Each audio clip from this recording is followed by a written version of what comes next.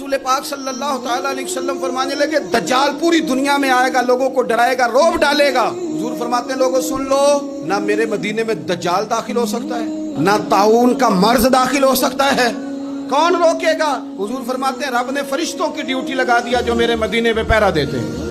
हजरत उमर फारूक जैसा दलेर और जर्री आदमी जुमा पढ़ाने मस्जिद में दाखिल हुए तो जनाब अबू अयूब अंसारी दरवाजे पे खड़े हो गए, कहने लगे, उमर तेरे नौकर नहीं, टाइम पे आया कर, बड़ी देर से खड़े हैं। क्यों देर से आया? बड़े जलाली थे ना हजरत उमर, लेकिन वो जलाली उस वक्त थे जब कोई जुल्म करता था, और जात के लिए जलाली नहीं थे। कब वक्त पे आया कर, को मुलाजम नहीं तेरे?